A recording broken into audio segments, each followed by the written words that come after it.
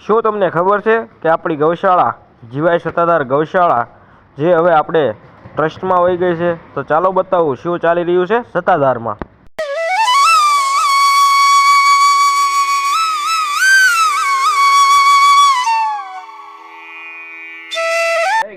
તો ઘણા દિવસ પછી મળ્યા છે, ઘણા દિવસથી કેમ વિડીયો નહોતો આવતો એનું કારણ એક બહુ મોટું કારણ છે સત્તાધારમાં. કારણ કે ગૌશાળા હવે વહી ગઈ છે ટ્રસ્ટમાં. તો ટ્રસ્ટમાં ગઈ છે તો હવે શું શું આપણે પરિવર્તન આવશે આપણા સત્તાધારમાં, તો ચાલો હું તમને બતાવીશ. અને હવે ટ્રસ્ટમાં ગઈ છે ગૌશાળા, તો તેના કારણે હવે આપણે બોટાદ નગરપાલિકા દ્વારા આપણે ખૂટિયા પણ મૂકવામાં આવ્યા છે, તો તે પણ હું બતાવીશ. ચાલો, જય ગીગડાભાઈ. તો અત્યારે બપોર પછીની ગાયોને નીણ નાખેલી છે અને એક આપણે આ ગા વિયાણી છે જેને સુવર્ણ કપિલા વાછડી આવી છે. તો ચાલો હું તમને બહારની આપણે જે ધણકૂટ નવા આવ્યા છે, ધણકૂટ તો ન કહેવાય પણ જો કે ખૂટિયા નવા આવ્યા છે તે બતાવું. કેટલા ખૂટિયા આવ્યા છે અને કેવા છે હાવ, તો ચાલો તે બતાવું. તેના કારણે અમારી સત્તાધાર ગૌશાળામાં ઘણા મોટા રોગ થઈ ગયા છે ગાયોને. તો 1 મહિના દિવસથી તો અમે ગાયોને આપણે દવા જ કરી રહ્યા છીએ. જોકે હવે સારું છે ગાયોને ઠાકરની કૃપાથી. તો ચાલો બતાવું તે ખૂટિયા ગાયો આપણે બધી હવે ગૌશાળા આખી ટ્રસ્ટમાં વહી ગઈ છે. તો જેના કારણે હવે છે ને નાના વાછડાથી માંડીને મોટી ગા ધણકૂટ એ બધાને આપણે જો આ રીતના કાને બિલ્લા લાગી ગયા છે હવે બધાને. જેના કારણે જો કોઈ વ્યક્તિને ખબર હોય કે આ બિલ્લાના કારણે શું મળે છે આપણે ગાયોને ને એને, તો જરા કોમેન્ટ કરતા જાજો. અને ચાલો આ બધી ગાયોને જો આપણે વાછડાને પણ મારેલા છે, વાછડીઓને મારેલા છે, અને આ મોટી ગાયોને બિલ્લા બધાને મારી દીધા છે. મોટી ગાયોને મોટા બિલ્લા છે અને નાના ઢોરને પણ આપણે બધા વાછડીઓને પણ મારી દીધા છે. જો આ રીતના બધાને બિલ્લા લાગી ગયા છે કાનમાં. તો આ રીતના બિલ્લા આપણે બધી ગાયોને લગાડી દીધા છે અને વાછડીઓને પણ લગાડી દીધા છે. તો ચાલો હવે હું તમને બતાવું કે બહારના ધણકું આપણે જે ખૂટિયા આવ્યા છે, તો ચાલો તેના કારણે આપણે સત્તાધારમાં કેવો રોગ આવ્યો હતો વલ્લાનો. તો ચાલો એ ખૂટિયા અને બહારની ગાયોના પણ બતાવું કે જેને પણ આપણે અત્યારે બિલ્લા લગાડી દીધા છે.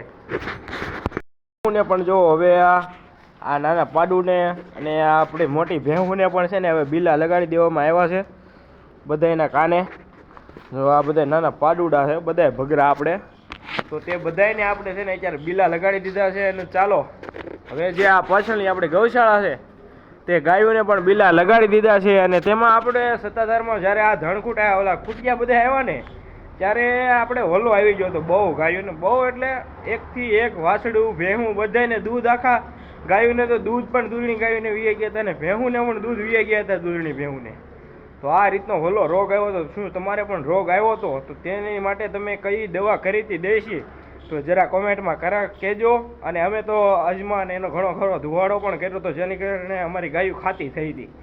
તો ચાલો હવે બહારના ખૂટિયા બતાવું તમને. આવી રહ્યો છે તો ભેહું જો એની હાથે સ્વિમિંગ પુલ બનાવીને બેસી ગઈ છે. આપણે ટાંકો સળગાઈ ગયો તો જેથી કરીને અત્યારે વાડામાં છે ને પાણી આવી ગયું હતું. તો ભેહું એક ખાંદડો કર્યો છે.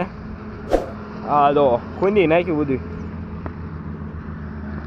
સરસા ખૂટિયા આવ્યા છે આપણે ફાટીને ધોવાડે નીકળ્યા એવા. જો આના કારણે આપણી ગાયોમાં બીમારી આવી ગઈ હતી વલ્લાની ને એની. તો આપણે માંડ હવે ઠાકરની કૃપાથી હવે બધું સારું થયું છે. અને હવે આપણે ડેલી વ્લોગ પણ આવતા જશે ધીમે ધીમે. જય ઠાકર બધાને. આ બધી આપણી ગાયો આપણી જમના, અને આમાં અમુક નાના વાસડા પણ છે આપણે. તો અત્યારે આપણે છે ને તો બપોર પછી અત્યારે આપણે છે ને ગાયું જે દૂધણી ગાયું અને પાકડ ગાયું બધી અત્યારે વાડામાં હોય એને છે ને અત્યારે આપણે છે ને છાશ પાવામાં આવે છે. કારણ કે તડકો બહુ વધી ગયો છે હવે, જેના કારણે આપણે બધી ગાયોને અત્યારે છે ને છાશ પાય છે. ને કે આ મહાત્મા આપણે આવ્યા તો જો હું કે બાપુ સાંભળો. ગાયની સેવા બાપુ કે નીણ આપણે હતાધારમાં જોવા ઘટે નહીં. સીતારામ બાપુની દિયા એટલી છે અને આપણા ગીગાની દિયા પૂરેપૂરી પાય કે નીલું ન ઘટે ગાયું. આમ જો ને છાશ પીવે બાપુ, છાશ પીવે છે ગાયું તો મળીને ખાવા નથી મળતી અત્યારે.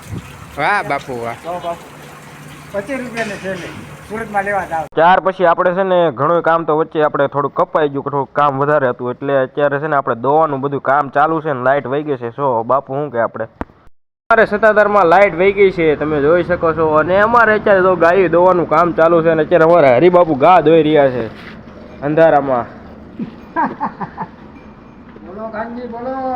જય આપા ગીગા હરિબાપુ. ક્યાં લાઈટ ક્યાં તમે ગુમ કરી દીધી કાનભાઈ? અરે લાઇટ વહી ગઈ છે ને આ જો અંધારામાં ઘા ધોવાનું કામ ચાલુ છે. આ છે અમારે બાપા.